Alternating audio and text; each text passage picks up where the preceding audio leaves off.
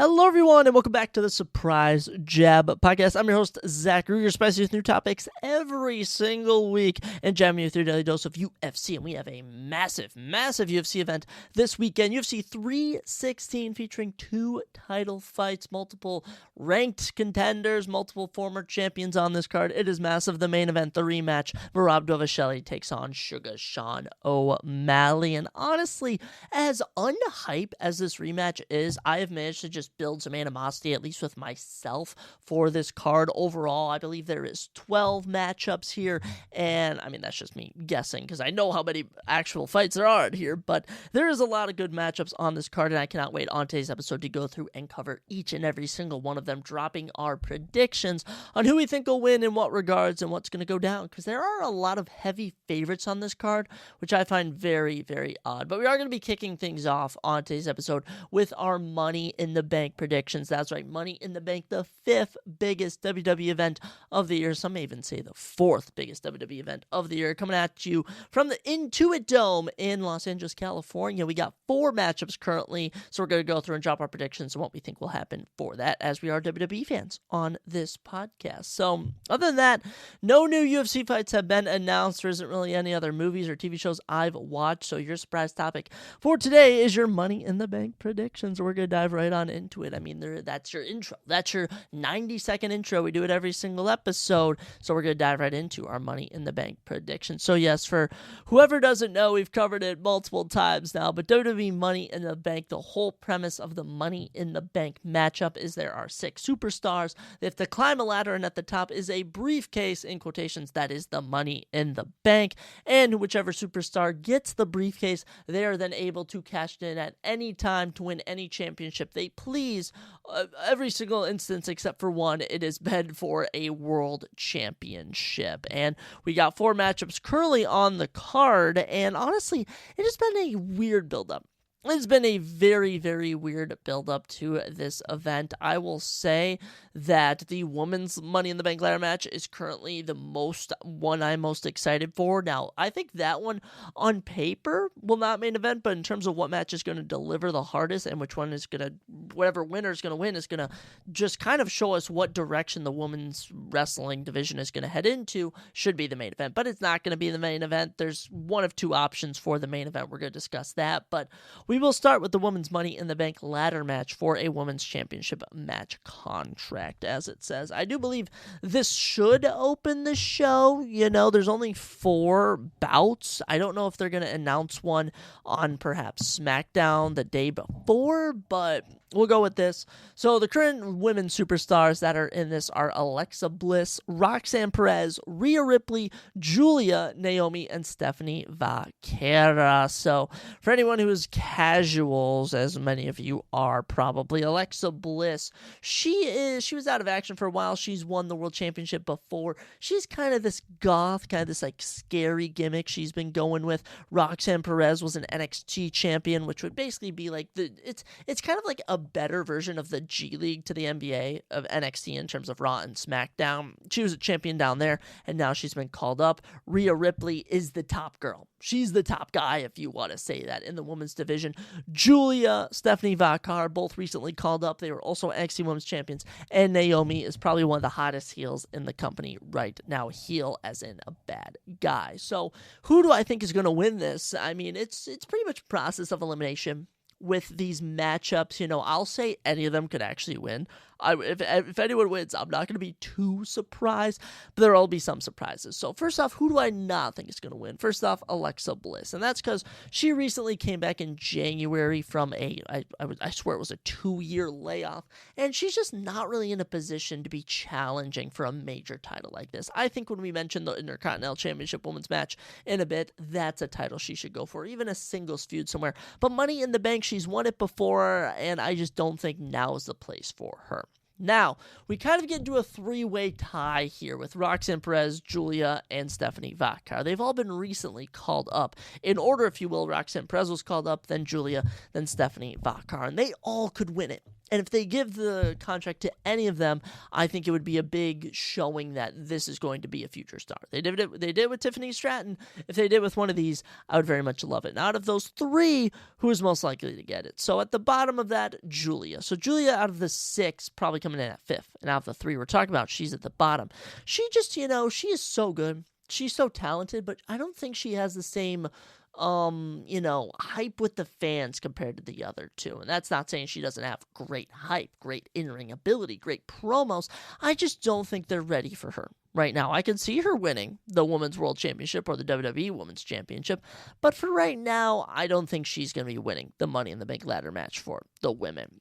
After that, gonna go with probably Roxanne Perez. Roxanne Perez has been fighting for her dues much longer than Stephanie Vaquer, but Stephanie Vaquer came in and just took the NXT Women's Division by storm so good that they had to call her up because they're bringing in, I believe her name is Maria May or something. She is going to be the next hottest thing in NXT for the women's division. But as for Stephanie Vaquer, she is probably my 3rd pick. I'd say out of the rookies, if you will, she would be my most favorite to actually win Women's Money in the Bank.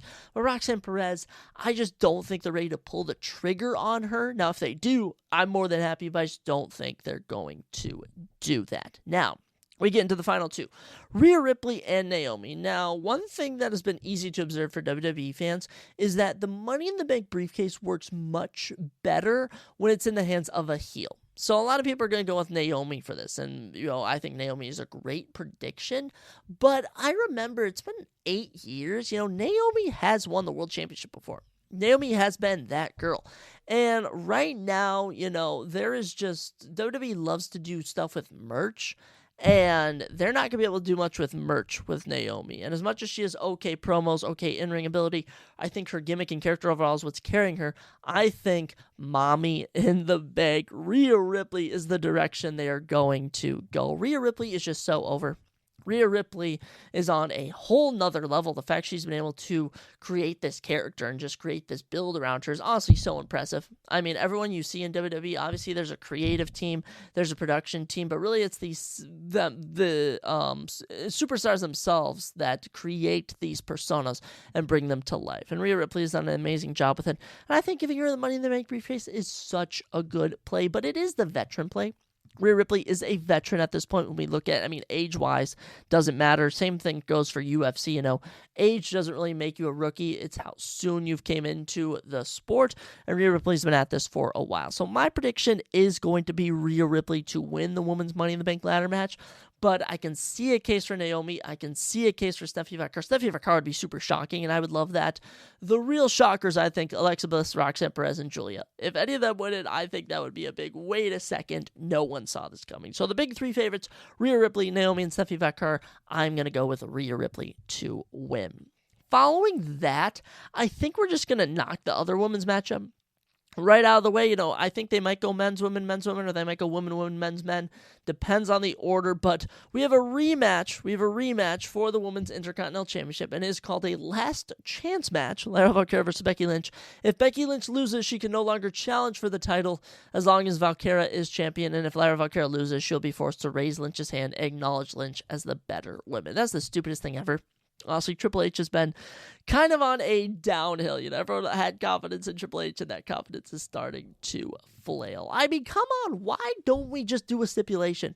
The run-of-the-mill WWE feud is you have a singles match, then you have a stipulation, and then you have an even better stipulation. That is how you do feuds, for goodness sakes. And here we have just a and here's what it is. Okay, Lara Valkyria wins. Becky Lynch can't challenge for the title as long as she holds the belt. So once she loses it, she can go right back for the Intercontinental Championship. And then as for the other stipulation, if Lara Valkyria loses, she has to raise Lynch's hand and say she is better. This is absolutely what I would do at Marketing Club when we had no funds to get a prize when we would play a game. And I'd be like, okay, whoever wins can just say they're better than everyone else, and that's what it's going to be. Now, it was comedic, but it wasn't that interesting. So I think what you need to do here is have Becky Lynch win. If Becky Lynch doesn't win, then I hate to say it, this feud was kind of for naught. Really was kind of for naught. And if Lara Valkyria was able to get past Becky Lynch here, I can't see a case that she should lose to anyone else. besides your Rhea Ripley, Charlotte Flair's, Alexa Bliss's. So I think really the best move here is to give Becky Lynch the WWE Women's Intercontinental Championship, and you could have a trilogy matchup at Night of Champions. I know that's coming up. So yeah, that's what you can do there.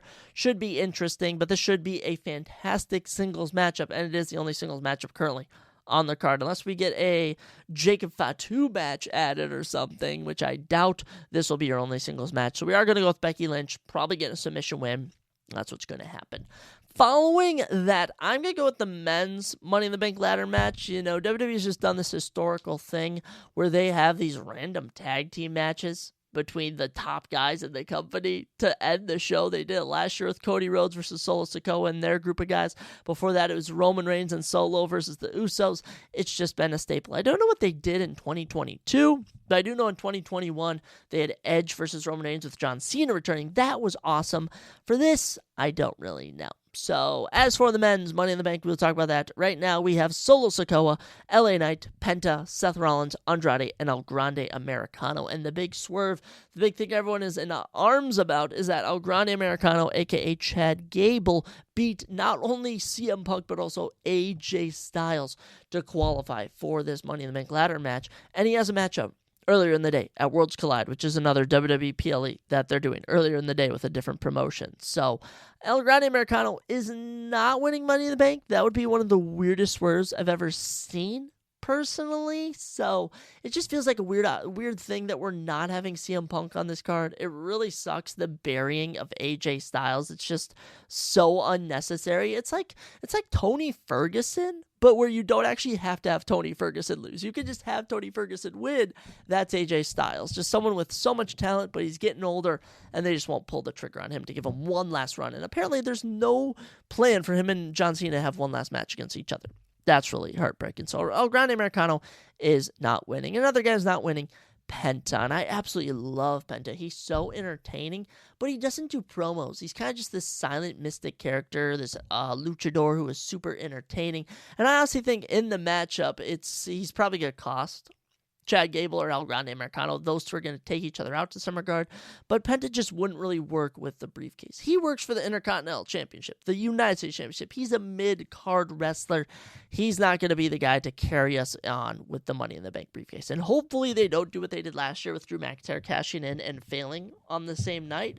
That was super unnecessary. So I'm really hoping they don't do that with this. So that brings us to our final four here. You know, we got Andrade, Seth Rollins, LA Knight, and Solo Sikoa. And we're just in an interesting spot with all four. Because Seth Rollins is the favorite pick, but there's just, you could tell WWE's teasing the returns of Roman Reigns to cost him the Money in the Bank. Even though it makes sense, you should give Seth Rollins the Money in the Bank. You should give Seth Rollins the Money in the Bank. You should give Braun Breaker the Intercontinental Championship. You should give him and Bronson Reed the Tag Team Championships. You know, you need to make their group, give them some decor, if you will. And, you know, the fact that it really appears Seth Rollins isn't going to win might be a swerve that he is, but I'm actually going to outlaw Seth Rollins. I'm not going to say Seth Rollins is going to get it done. Now, I hope he does, because I think it would be best for business this time. But I actually don't think so. Which brings us to Andrade, Solo Sikoa, and LA Knight. And, you know, Andrade, I would love with the briefcase. I would love for them to put the World Heavyweight Championship or WWE Championship on him. But I just don't see them doing it. I really don't see them doing it, in my humble opinion. That's just how I view it. So that brings us to Solo Sikoa and LA Knight. And I think we have to observe who the current champions are. And you have to observe that John Cena is the WWE champion. And if you're going to have this person vying for a certain belt, you know, it's either going to be Jey Uso or John Cena, which might even be Gunther, because Gunther and Jey Uso have a match on Raw. I just have a sneaky suspicion they might give it to LA Knight to go after John Cena. That's what I think is going to take place. That's what I think may be going down. But honestly, as I speak my words, I got to be honest, I think I might go with Seth Rollins. It just makes so much sense to give Seth Rollins the briefcase. He can cash in on Jey Uso. He can cash in on Gunther. He can cash in on John Cena. He can cash in on Cody Rhodes, for goodness sakes. It honestly makes a lot of sense. But then you also have CM Punk messing up Seth Rollins winning. Oh, This is just really good. WWE has done such a good job booking both of their Money in the Bank ladder matches, and it just really leaves me served. So with that, our official prediction, Solo Sikoa. That's right, we're going to go with Solo Sikoa because, you know what? I can't find a reason for everyone else, and for Solo, there really isn't a reason. He's Solo Sikoa. He's a meme, and if he wins, it would make no sense. It would make no sense, and honestly, I could see him cashing in on Jacob Fatu. I can honestly see him cashing in the United States Championship. So, we got Rhea Ripley, Becky Lynch, and son of a gun, we're going to go with Solo Sikoa just for the memes. But overall, whoever wins this, I'm very excited to see, and it is going to be fun because there is not a predictable winner, and there isn't really a predictable winner for any of these matchups, which I absolutely love. That has been one of the sad blessings of the post-Roman Reigns era, is that no matchups are predictable. Also with Cody Rhodes. Cody Rhodes, when he's vying for a championship, used to be predictable. Now it's not predictable, so I guess that is a good thing. With that, we get to what I presume will be the main event, Cody Rhodes and Jey Uso versus John Cena and Logan Paul, and I absolutely love the swerve WWE did with everyone thinking and wanting, I should better say not thinking, wanting John Cena to take on Logan Paul as one of the final matches of his retirement tour, and instead here they are teaming together against the buddy duo of Jey Uso and Cody Rhodes. I absolutely love that. Now, this matchup has had really no build. It started at Saturday night's main event. They have had some promos. John Cena hasn't. They've had some promos with Cody Rhodes, Jey Uso, and I don't even know if Logan Paul was at a promo, but they had some stuff on Raw. They might have some on this upcoming SmackDown in a day. There just hasn't been much build. It hasn't been much build. And what's the end game here? What's the end game? Like honestly, we're going to need a big return here. We're going to need The Rock to return. We're going to need CM Punk to get involved somehow. We're going to need, I don't know, something big to happen here. And I really feel that they will. I feel like we're going to get a promo of some regards with someone since there's only 4 bouts currently on the card. But, I mean, I think the pick here is Cody Rhodes and Jey Uso, with Cody Rhodes or Jey Uso pinning John Cena. I honestly think Cody Rhodes pinning John Cena would be the move here. It's just, I don't understand, like, the endgame. Like, here's the thing. Let's assume any of these guys lose. It doesn't do anything. It really doesn't do anything. You know, Night of Champions is coming up. I'm just guessing we're going to get John Cena versus Cody Rhodes in the main event there. And, you know, with Night of Champions, we have so many champions. Are we only going to do 5 belts on the line? Are we going to do like a champion versus champion? You know, John Cena, Jey Uso? That's not going to happen. But my prediction, Cody Rhodes and Jey Uso win. I just think, as I'm looking through, you have a heel Becky Lynch, heel Solo Sikoa, Rhea Ripley's a face. You end the night with Cody Rhodes and Jey Uso winning as faces. But it would be, I'm going to be rooting for John. Okay, I'm going to be rooting for John Cena and Logan Paul to win. And honestly, this duo is so evil. I just absolutely love it. They're Hollywood guys. They're bad guys. And I can't wait to see the dynamic of John Cena and Logan Paul just tag teaming together. It's going to be super entertaining, and that's what I'm looking forward to. But yes, my predictions, Becky Lynch versus Lyra. Don't really care who wins, but I just think Becky, it's probably best for business if she wins. Cody Rhodes and Jey Uso versus John Cena and Logan Paul, doesn't matter. Rooting for John Cena, picking Cody Rhodes and Jey Uso. Women's Money in the Bank, doesn't matter who wins. Picking and rooting for Rhea Ripley, also rooting for Stephanie if I care.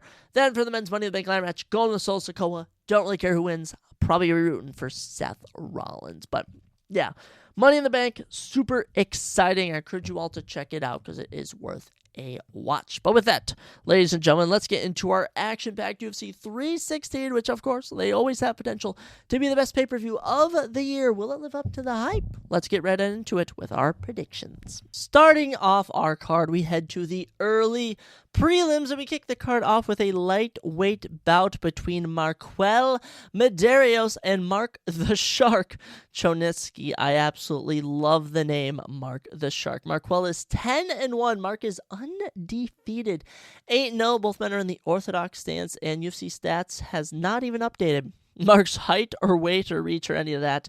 They ain't got none of that. They ain't got none of that, but this fight is being contested at lightweight. Marquel is the favorite, minus 245. Mark Choinski, Choinski? Choinski. Mark Choinski is plus 200. He's the underdog. Marquel was supposed to fight Bellagio Key last weekend. Instead, he was pushed back to this weekend, and I don't know what was wrong with him, but now he's taking on Mark Choinski. So we'll start with Marquel. The 28-year-old is on a 8-fight winning streak with his 10-1 record. Born in Texas, but now fights out of Colorado. He has 6 knockouts of his 10 wins, and as of right now, 2-0 in the UFC. Won on Day 1's Contender Series in 2023 with a round 1 finish. Debuted against Landon Quinones in February of 2024, winning by unanimous decision, and then won earlier this year in March with a split decision over Austin Hubbard. He has left little to be desired, yet nonetheless, he is 10-1 and on a little win streak here. In that fight with Austin Hubbard, it was pretty embarrassing. Round 1 outstruck him. Round 2 brutally outgrappled. Round 3 it came down to grappling versus striking, and they led more to Marquel Medeiros, but I do think Austin Hubbard probably did win that. Nonetheless, Marquel coming in this one, a bit of momentum. His opponent, Mark Choinski, make his UFC debut, 29 years old, from Oshkosh, Wisconsin, but now fights out of Milwaukee, Wisconsin. 6 finishes of his 8 wins, 1 KO, and 5 subs. He is a wrestler, and he is the current APFC lightweight champion. How about that? And he actually had a fight booked on June 15th, but instead elected to take this fight on short notice. I just don't know anything about Mark Choinski. I think that is the main factor in me maybe not picking him to win this one. He has a certain look to him. I'll say that. He's got a certain funky look to him. I don't know if he's good. He does have a giant shark tattooed on him, which I absolutely adore. So here we go. We do have some stats actually on him real quick. He's 5'8", so a bit of height to Marquel. And where is that reach? They don't even have his reach stats on another website, but Mark the Shark, it's kind of hard to maybe not go with him, but this has been the year of undefeated fighters losing, and this is a guy fighting on short notice. We're going to go with Marquel Medeiros, but going to be honest, if Mark the Shark wins, I will absolutely lose my mind. I can already see the memes if he wins, but Mark Choinski just doesn't really strike me as a name of someone who's going to win in the UFC. That's just from observation. So best of luck to both these fighters, but Marquel Medeiros will be our prediction. From lightweight to lightweight, we have another matchup in the 155-pound division as Quillan, I believe it's Quillan, Quillan Salkild. Gosh, why are their names so confusing? The Australian Quillan Salkild taking on the Israeli Yanal Red Fox Ashmaz. Quillan 8-1, Yanal 8-1. 6 foot to 5'9", 3 inches in height for Quillan. He also has 6 inches in reach. So actually 3 inches in height, 6 inches in reach. Orthodox stance for both of these gentlemen fairly similar. Quillan coming in minus 485, Yanal plus 370. We're going to be talking about a lot of heavy favorites and big underdogs on today's card. Quillan, 25 years young, on an 8-fight win streak. He got submitted in his debut and since then has not looked back. He has 3 knockouts and 3 subs. The man from Perth is currently your eternal MMA champion. I guess he left the promotion, but fought on Day 1's Contender Series in 2024, picked up a grappling win there, and then in UFC 312 in February, got a 19-second knockout of Anshul Jubilee. It was amazing. I remember I was sitting on my buddy's couch, which really makes me sad because I'm realizing I'll never be sitting on my boy's college couch because we're all moved out. But nonetheless, it was a fantastic knockout, and Quillan is coming in with a lot of momentum. The man from Australia fights with passion, and now I've seen him on Day 1's Contender Series landing 9 takedowns across 15 minutes, and now I've also seen him knocking it out in 19 seconds. I know he is versatile. His opponent, Yanal Ashmov, 30 years old, 5 years older, from Israel, as we already mentioned. 6 finishes as well out of his 8 wins, 4 knockouts, and 2 subs. He had a fight booked against Nurullo Aliyev on January 11th, but that fight fell through, which means the last time he fought was in September against Trevor Peek. He used his grappling in that one to win, landing 9 of 18 takedowns for 8 minutes of control time. Before that, he lost a unanimous decision to Chris Duncan in July of 2023, and his win before that came in 2022 when he beat Sam Patterson. I actually think that was early 2023, now that I'm trying to remember. But if you're going to ever see an upset, it's going to be in a fight like this. Both these guys are 8-1. They're both fairly new, and anything can happen. But we are going to back Quillan Salkild. We're trying to maintain our good prediction streak on the year, and we've been doing a very good job on it. 143 and 72. That's right. We were plus 71 on predictions. Thank you very much. So we were trying to get that up to plus 100 by year's end, and we're almost at the halfway point. We've got the month of June, and then we're at the halfway point for the year. So we're going to be leaning on some of these heavy favorites, but both of these matchups to start the card, I'm going to say are pretty 50-50. I'm going to say there's a lot of 50-50 fights on this card, but I am going to lead with Quillan Salkild because he's coming off a 19-second knockout, and who doesn't love a 19-second knockout? Dropping down to featherweight for our next contest as Jekka Saragai takes on Little Zombie Ju Sang-yu. And you may be like, Little Zombie, what does that mean? That is right. That is a nod to the Korean Zombie. Jekka Saragai, 14-4. Ju Sang-yu, the young gun, 8-0. Excited for this one. Young gun, I'm saying, as he's actually a year older than Jekka Saragai. No stats for Ju Sang-yu. UFC, come on. Come on, we got to update our fighters. Gonna be honest, we really got to update them. Jekka Saragai coming in, 30 years old from Indonesia. He has 13 of 14 wins by finish, 9 kills and 4 subs. And all of his 4 losses, he has been finished in, including 3 of them by submission. Came to the UFC through the road to the UFC with 2 nasty knockouts. Debuted against Anshul Jubli, finished in round 2, but then November 2023 maintained his UFC contract with a 90-second knockout of Lucas Alexander. Following that, he was submitted last June in a triangle armbar by Weston Wilson. So Jekka Saragai, much more of a striker. Striker all day, you could say, and you know what? He gets a little riskier in there. That happened with the Weston Wilson loss, where in a minute and 49 seconds, he faced 3 submission attempts, the armbar finally doing him in. We'll see if Jekka can bounce back, which I really don't doubt he can, against Ju Sang-yu. Ju Sang, 31 years old from South Korea, 4 finishes of his 8 wins, 3 kills, and 1 sub. I don't know much about him, but from what I've seen, he's been pretty dominant on the South Korean scene. He is a minus 500 favorite compared to the plus 370 of Jekka Saragai.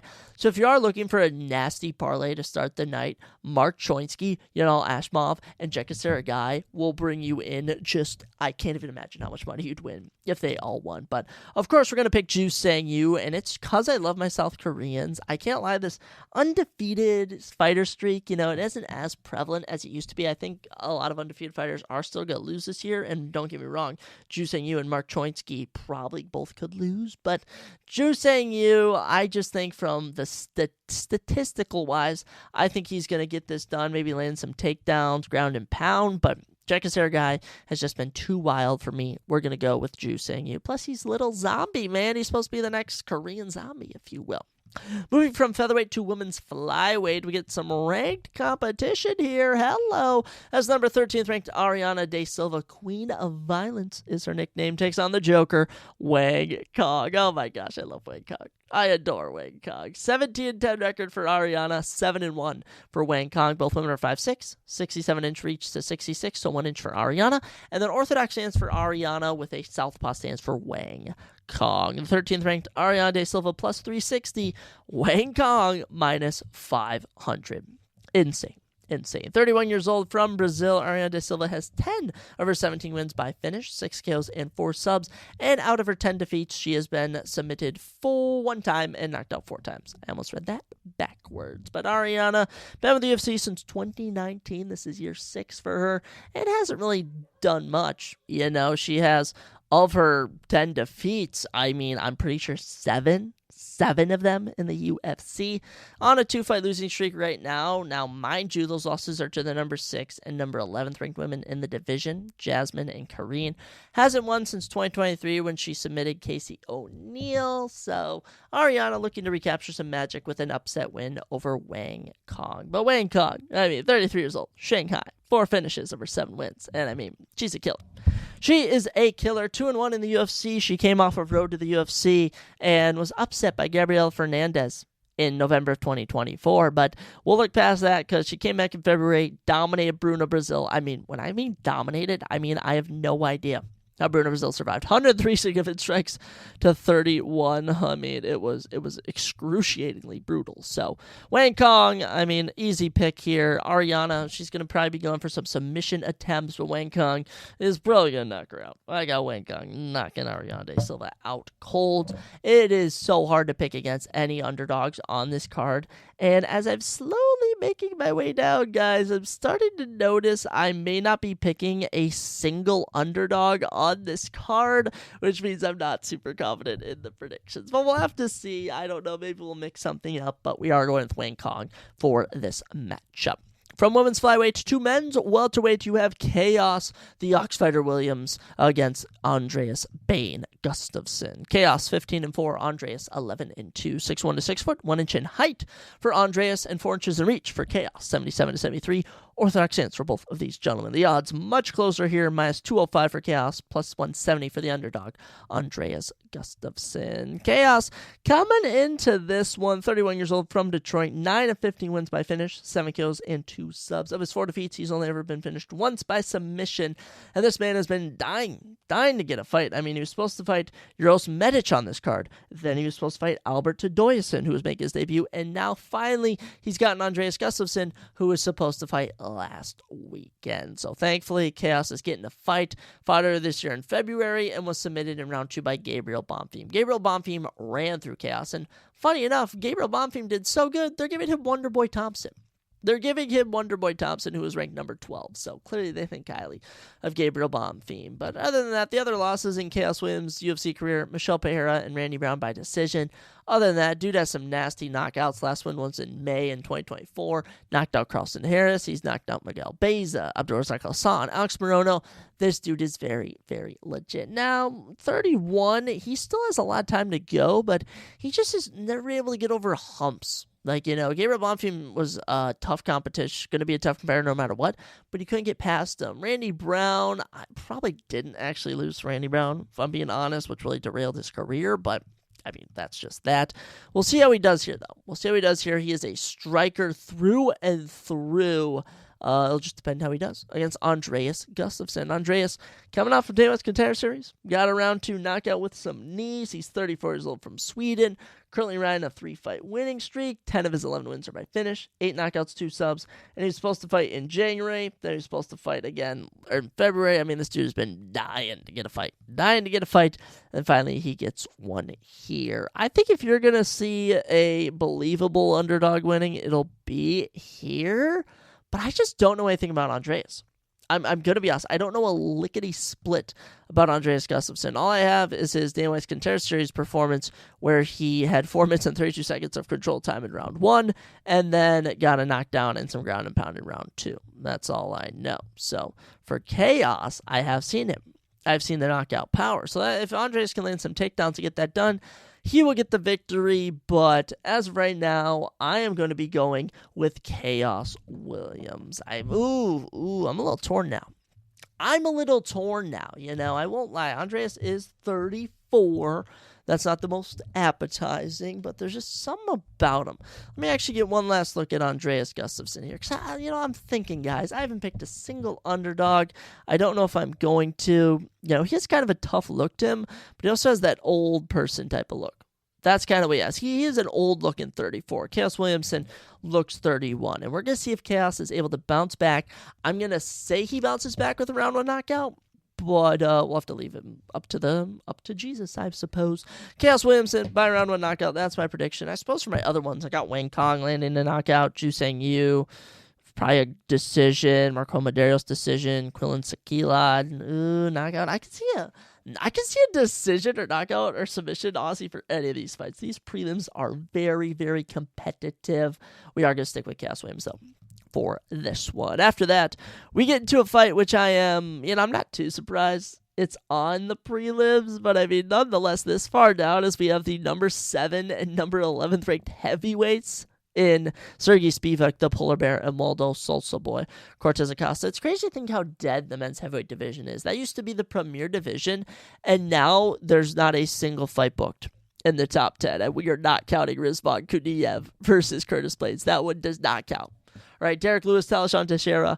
That's going to be an interesting fight. Other than that, no one else has a fight booked. But Sergey 17-5, Waldo 13-1. Sergey minus 140, Waldo plus 120. Odds are fairly close for this contest.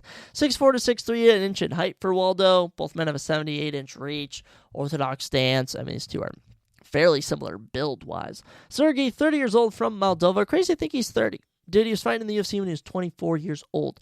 15 of his 17 wins by finish, 7 KOs, and 8 subs. And out of his 5 losses, he's been knocked out 4 times. He's actually supposed to fight Shamil Gaziev earlier in May and on this card, but Shamil Gaziev just clearly has health problems. Shamil Gaziev, the greatest men's heavyweight of all time. That's sarcasm right there. But, Sergey Spivak, been with the UFC for a while. His losses, Walt Harris, Prime Walt Harris, Marcin Tybura, Tom Aspinall still gone. Most recently, Halton Almeida in January. He's only lost to the best. And actually, his last 3 losses, the number 1, the number 2, and the number 6 guys all ahead of him. So Sergey Spivak, other than that, beats everyone else. Last win was Marcin Tybura in August, dominated him. Before that, Derek Lewis, Augusto Sakai, Greg Hardy. Sergey Spivak, grappler, ground and pounder. That's the name of the game for Sergey. And he actually landed a takedown on Halton Almeida, funny enough. Now, obviously, Halton reversed it, but do just want to show how good Sergey Spivak is on the ground. His opponent, Waldo Cortez Acosta, 33 years old from the Dominican Republic, but now trains in Phoenix. And from here on out, you're going to see a lot of fighters who are from Arizona. Waldo, 6 KOs, 1 sub, about a 50%, just over. Finish rate on a 4-fight winning streak. He is 6-1 in the UFC. He's all right. He's all right, His finishes are over Lucas Brzeziak and Ryan Spann. You want to know who Lucas Brzeziak and Ryan Spann are? Those are natural light heavyweights. Just want to let you know that. The Andrei Arlovsky win, boring. Probably actually didn't win that. Robelis Despenge just grappled him to a victory. He has not lived up to any potential, really. I mean, from a guy who had a great knockout in his career series, hasn't done much in the UFC. Last got a win in March. Did what he had to do, but as for this one, I got Sergey Spivak taking him down, ground and pounding him, name of the game, getting a submission maybe. Sergey Spivak does it best. Just going to say that right now. Waldo, out of all the fighters I've discussed so far, if he wins, that would be a huge shocker. That'd be a huge shocker because Waldo Cortez Acosta would be going from rank number 11, which, by the way, no idea how he's ranked number 11.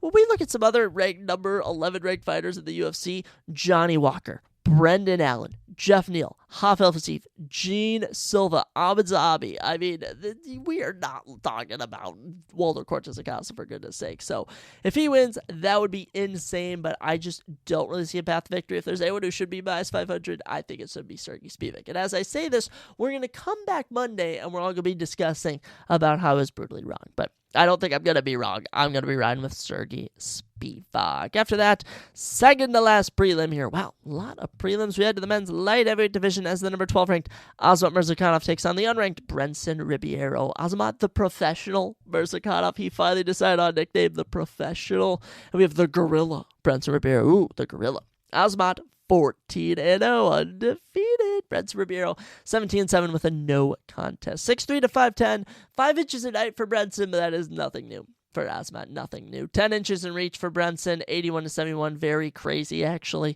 Southpaw for Azamat, orthodox for Brenson Ribeiro. Azamat, minus 550, Brenson, plus 400. Yeah, crazy. Very, very crazy.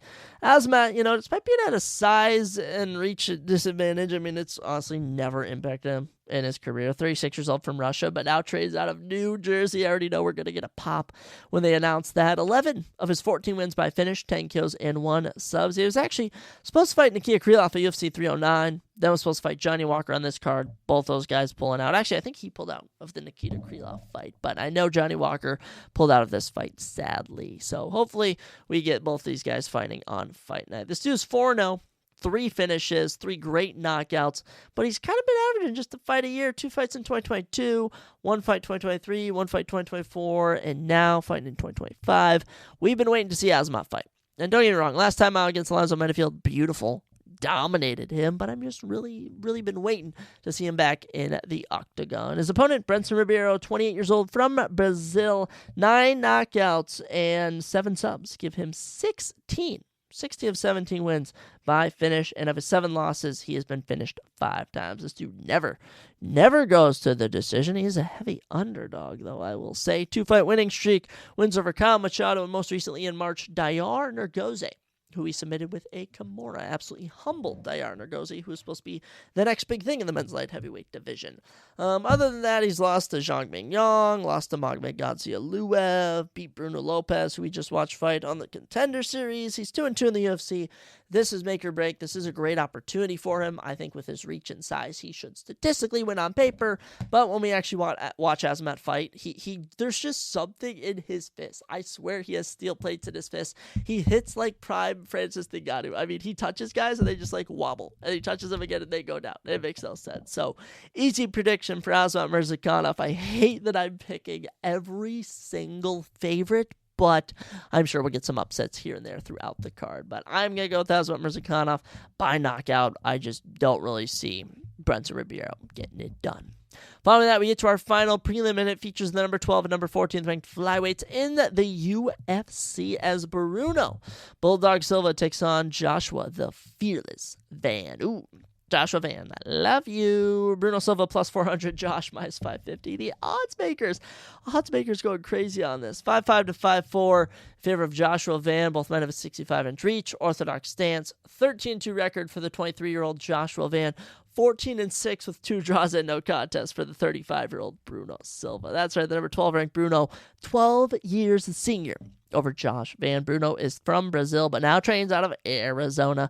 10 of his 14 wins by finish, 6 KOs and 4 subs. Of his 6 defeats, he has been finished 3 times. These two are actually supposed to fight on March 8th, but Bruno Silva pulled out, which means the last time Bruno Silva had a UFC fight was in December against Manel Kape, where he got just brutally finished. I mean, Manel Kape was toying with him, Manel Kape was clip farming on Bruno Silva, if you will. But before that, 4-fight winning streak, all of them finishes. This dude was on absolute tear. His losses in the UFC, David Jorg took Euro Lembeck off Manel Kape. So Bruno Silva isn't too bad, but he is 35 in a division that doesn't favor older fighters. So probably the end of the line for Bruno Silva if he loses here to Joshua Van. And Josh Van, 23 from Houston, 8 of his 13 wins by finish, 6 kills, 2 subs. We've been following him. We've been following him since he was 21 years old, debuting. This guy is 6-1 in the UFC at 23 years old. Impressive. Only loss is an upset loss to Charles Johnson, but other than that, currently on a 3-fight winning streak.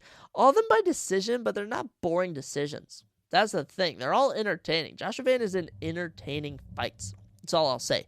He does have one round 2 finish in 2024, but other than that, all of them have gone the distance. I do think this is a big step up in competition for little Joshy boy, but I don't think he's going to falter at all. I got Joshua Van taking home another decision here. I just think in the striking department, Joshua Van holds an advantage over Bruno Silva. Now, of the upsets we're going to potentially see, Bruno Silva poses a massive threat at plus 400, but I was going to pick Joshua Van nonetheless. Literally, all the predictions I made were before I've seen the odds, and they're all the same.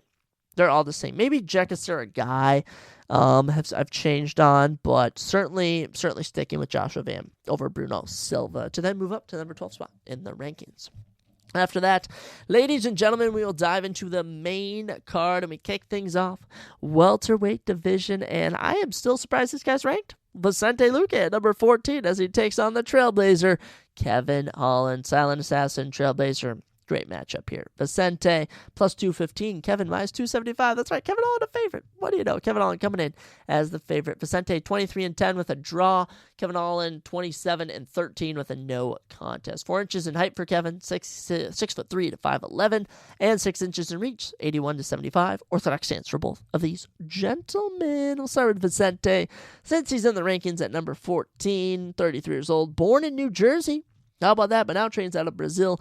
20 of 23 wins by finish, 11 KOs and 9 subs. And of his 10 defeats, he's been finished 4 times.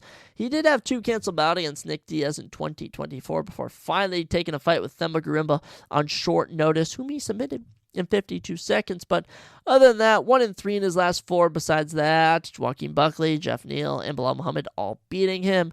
His last win, Rafael dos Anjos in the main event. But other than that, Vicente Luque, known him for a while, been with the company 10 freaking years. He's entertaining. He is an entertainer through and through. I believe he's at like 17 UFC wins. This dude has been fairly dominant when given the opportunity to shine. So we'll see how Vicente does against the entertaining Kevin Holland. 32 years old from Fort Worth, Texas. 22 of 27 wins by finish, 13 kills and 9 subs. And of his 13 defeats, 6 of them he's been finished. He's just entertaining. He is just entertaining through and through, and he's finally realized he has much more success when he fights at welterweight. Been with the UFC since 2019, and since 2019, actually 2018, my bad, he has had just so many UFC fights. I mean, in 6 years, he's had, or actually 7 years now, 1, 2, 3, 4, 5, 6, 7, 8, 9, 10, 11, 12, 13, 14, 15, 16, 17, 18, 19, 20, 21, 22, 23, 24, 25, 25 fights in 7 years. You do the math, he's averaging 4 fights a year. He's impressive. 2024, he went 1-2. Win over Michael Okajacek, losses to Michael Page and Roman Dolidze. So far in 2025, this is his third freaking fight. Lost to Raider Day Raider, but we've learned that Raider Day Raider is an absolute killer. And then he beat Gunnar Nelson by unanimous decision in March and got a performance bonus for how impressive it was. That should say all we need to hear about Kevin Holland. Now, the one thing I'll say is I was really leaning Kevin Holland. I can't lie, I was severely leaning Kevin Holland, but there's just something telling me maybe you should pick Vicente Luque, Zach. Maybe you should pick Vicente Luque here, and I don't know why. I think Vicente might have gotten his swagger back with his win over Themba Grimbo and how easily he submitted him. And as for Kevin, Gunnar Nelson ain't no Vicente Luque. They're just not the same. And I think as much as I love and I will root for Kevin Holland, it's honestly a win-win. Because if I pick Vicente and Kevin wins, then it's a win-win. I think I'm going to go with Vicente Luque here. I just think Kevin might get his neck caught to some regard. I don't know why, but I'll be rooting for Kevin Holland. But in the past, and this is just an observation, Kevin Holland can never get over someone in the rankings. He really can't. We can bring up, he beat Michael Chiesa and Santiago Ponzinibbio. He beat Alex Barra and Tim Means. No, none of that. Even we can bring up Jacare Souza and Joaquin Buckley in 2020. No. I think Vicente Luque is going to beat Kevin Holland. I think he's going to catch him with a submission, and Kevin's going to be pissed at himself. That's what I think is going to happen. Should be entertaining. Let's see how it goes. From welterweight to bantamweight, the number 10 ranked bantamweight Mario Bautista back in action as he takes on the debuting, the former men's Bellator bantamweight champion Noah Love Patchy Mix. Oh yeah. He's in the UFC. Mario Bautista, 15-2. Patchy Mix, 20-1. What a treat. What a treat we were able to see Patchy Mix in the UFC. And he's the favorite. -175. Mario's the underdog at +145. Crazy enough. Mario, 31 years old on a 7-fight winning streak from Arizona. 9 finishes of his 15 wins, 3 KOs and 6 subs. Both his losses he was finished in, once against Trevin Jones, once against Corey Sandhagen. That was freaking 4 years ago at this point now. And he was actually supposed to fight Marlon Vera in Iowa, and he was supposed to fight Marlon Vera here. But Marlon Vera has just been pulling out like crazy. No kids for Marlon. And now I think Marlon Vera probably has to fight Amin Zahabi next, if you're asking me. But last time Batista won in October, beat Jose Aldo in a controversial decision. I didn't think it was that controversial. I mean, dude had 7 minutes of control time on the clinch. That's all I should say about that. But Mario, 7-fight winning streak. He's been dominant. He's had 3 finishes out of those 7 wins. And mind you, in his UFC run, 9-2. That's an impressive run so far. So, Mario coming in was supposed to fight Marlon Vera, which I would have picked him in, but instead he's taking on the debuting Patchy Mix. 31 years old from Las Vegas. Also on a 7-fight winning streak. 17 of 20 wins by finish. 2 KOs and 15 subs, and yes, he is the men's Bellator bantamweight champion, last fought in May of 2024. He is very, very entertaining. And after watching Pitbull fight, I would maybe lean more towards picking Mario Bautista, but I don't think Pitbull matched up as well as I thought he would against Yair Rodriguez, as compared to Patchy Mix, who matches up almost beautifully with Mario Bautista. So we are picking Patchy Mix. I think he's going to come over and just have his way with some of the top bantamweights, in my opinion. It's hard to say how he will compete, but just from observation right now, I would pick him probably all the way to the top. Maybe you get into your Umar Nurmagomedov, your Petr Yan, your Sean O'Malley, your Merabs, he runs into some trouble, but other than that, I think Patchy Mix is going to succeed very far in the UFC, and I think a fight against Mario Bautista is a perfect test as to whether he can hang with the guys in the UFC. I think he will beat Mario Bautista. We'll have to see. I could see him knocking out Mario in round 1, submitting him in round 3. It's tough to say. Should be an entertaining fight, nonetheless. After that, we go to the men's middleweight division as Kelvin Gastelum takes on Joe Body Bags Pyfer. Joe's a bad guy now. Did you know everyone hates Joe Pyfer? If you didn't know, everyone hates Joe Pyfer now because he basically trashed the entire country of Mexico for no reason. And now everyone's out to get him. And honestly, Joe, I'm still rocking with you. Kelvin, 20-9. Joe, 13-3. 6'2" to 5'9". 5 inches in height for Joe Pyfer and 4 inches in reach. 75-71. Southpaw for Kelvin, orthodox for Joe Pyfer. Pyfer -400, Kelvin +300. Wow. Calvin Gastelum, big underdog, but when isn't he? 33 years old from Arizona. 10 of his 20 wins by finish, 5 KOs, 5 subs. None of his 9 defeats, he's been submitted 3 times. These two were supposed to fight in Mexico City, March 29th. Joe Pyfer apparently got sick or something the day or two before, and this fight never ended up happening. Calvin last fought in June of 2024, where he got a win over Daniel Rodriguez. I actually remember that. I was in a car dealership that day getting a new car. Before that, lost to Sean Brady. That win aged well. Beat Chris Curtis. Good win there. Then, of course, he had his saga in 2021 where he lost to Cannonier and Whitaker, beat Ian Einish, lost to Jack Manson, lost to Darren Till, lost to Adesanya. Calvin Gastelum is Calvin Gastelum. This is going to be his 12th year fighting in the UFC, and we'll see how he does at his natural weight class of middleweight as opposed to welterweight against Joe Bodybag Pyfer. 28 years old from Pennsylvania, 12 of his 13 wins by finish, 9 KOs and 3 subs. And, you know, even though his last MMA fight was in June when he knocked out Marc-Andre Barriault in 85 seconds, he did win a grappling matchup in December 28th to be exact. So Joe Pyfer has been staying active. He is, of course, 5-1. 5-1 in the UFC. His lone decision loss is to Jack Hermanson in a main event in February of 2024, where he won the first 2 rounds and then lost the last 3 in embarrassing fashion. Look, I don't know the state of the chin that Calvin Gastelum possesses, but I know that Joe Pyfer's coming to take it off. I also know Calvin Gastelum would be the guy to humble Joe Pyfer. I do know that for a fact, but I am not picking against Joe Pyfer, not against the man who beat Francis Ngannou's punch power record on Joe Rogan's, punching machine. I'm going to ride with Joe Pyfer all day. I've been riding with him since the start. I think he's much better than that Jack Hermanson loss. This will be a big tell. This will be a big tell if he's officially back. It's not out Marc-Andre Barriault. I mean, freaking Dustin Stolfus knocked out Marc-Andre Barriault. Anyone can knock him out, just so you know. So, gonna ride with Joe Pyfer, and we will see how that fight takes place. But with that, ladies and gentlemen, we get into our first, I should say, of our 2 main events as the number 3 women's pound-for-pound fighter on the planet takes on the number 7th ranked women's fighter on the planet as the champion at women's bantamweight, Juliana Pena, takes on the number 2 ranked Kayla Harrison. Should be entertaining. The Venezuelan Vixen, 13-5. Kayla, 18-1, 5'8" to 5'6", 2 inches in height for Kayla, 3 inches in reach for Juliana, 69-66, southpaw with that left for Kayla, orthodox with the right for Juliana Pena. Pena plus 455. Kayla Harrison is the biggest favorite on the card at minus 625. Oh my goodness. The champion, Juliana Pena, 35 years old from Washington, 7 of her 13 wins by finish, 3 KOs and 4 subs. Of her 5 defeats, she's been finished 3 times. Juliana, been with the UFC since 2013. Now, mind you, we mentioned that Kevin Holland has 25 fights in his 7 years with the company. In the 12 years Juliana has been with the company, she's had 11 UFC fights. 11 UFC fights. I kid you not. She's had 11 UFC fights. Last time she fought, October 2024, she picked up a, very close decision against Raquel Benton. I can't lie. Before that, Amanda Nunes 50-40'd her in Aussie in my book in July of 2022. Just brutalized her.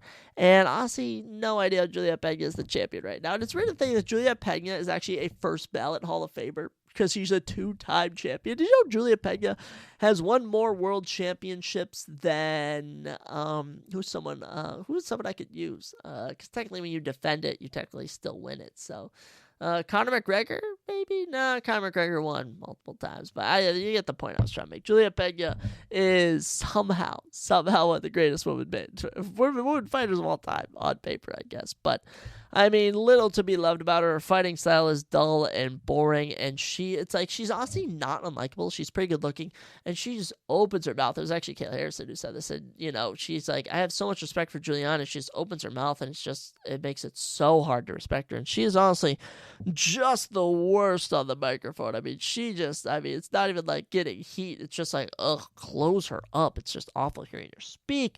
We'll see how she does here, but honestly, I got her getting ran through by Kayla Harrison. We all know her, the gold medalist, the 34-year-old from Florida, on a 3-fight winning streak, 13 of 18 wins by finish, 6 KOs, 7 subs, 2-0 in the UFC, beat Holly Holm, beat Ketlin Vieira. Yeah, Kayla Harrison, there's little to be said here. Round 2 submission in my book for Kayla. I could even see her getting a round 1 ground and pound TKO.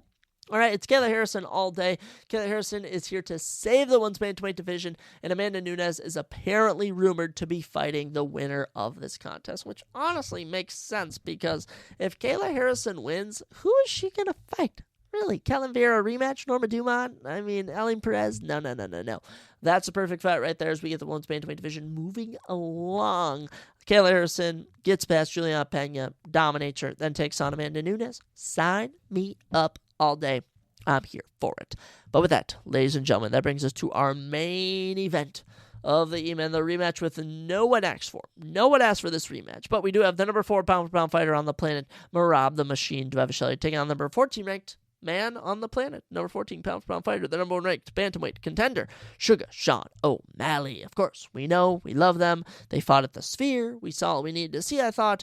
And no, the UFC just wanted to run it back just to make some money. So, Merab 19-4, Sean Sugar 18-2 with a no contest.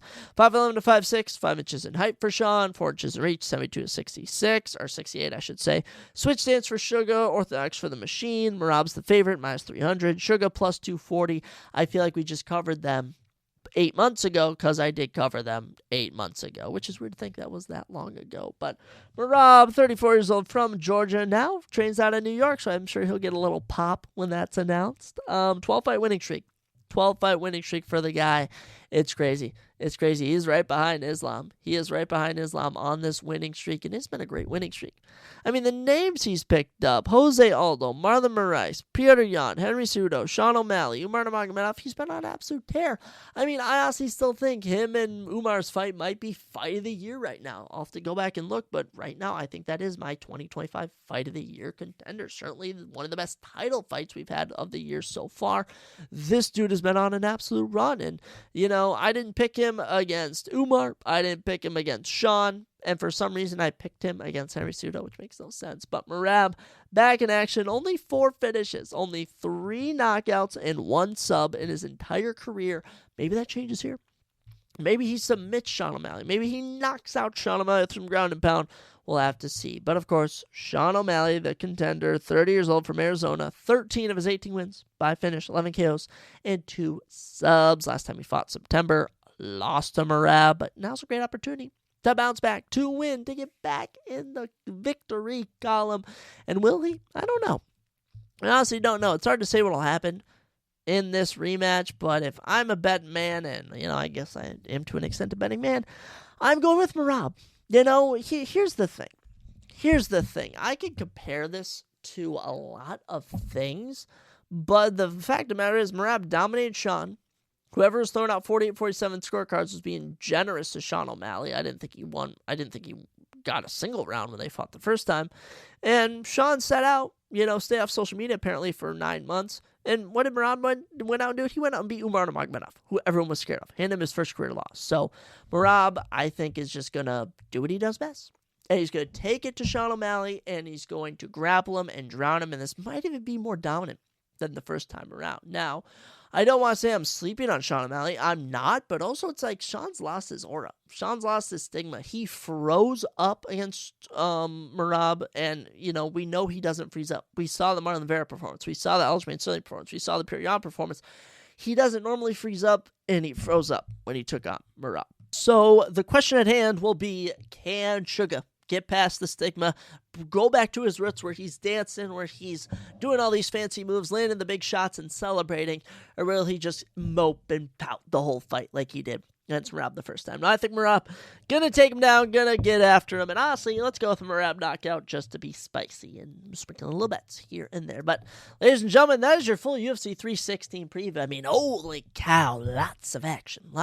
40 minutes worth, if you're tracking how long we talked about it, of discussing the UFC. So, this weekend, Saturday, you get Worlds Collide, WWE in the morning. You get Money in the Bank, which we discussed. You get UFC 316, which we discussed. This Saturday is going to be very action-packed. Even get NBA and NHL action. I mean, what more could you ask for as an entertainment fan? So that's all we got on today's episode. Lots more of fun content coming up, including the 200th episode. I got to do something special for that. 200 episodes, I probably should start recording myself. I really should start recording myself. I didn't even use my phone this time. I think I could probably formulate a podcast where I don't have to use my phone and I can film myself. I think that's what we should do. Although I don't have much storage left, sadly. That'll be something we'll have to work on. But as for now, ladies and gentlemen, go have an amazing weekend. Go let me know in the comment section if does anyone actually listen to this? Sometimes I wonder that. Does anyone actually listen to this? I think I have to speak like people do, but I don't actually know. Leave a comment on the Instagram. Leave a comment. In any regard, send me a hate message. Just let me know anyone's watching this. But yeah. You know what? For anyone who is watching, I'll catch you next time on the Surprise Jab Podcast.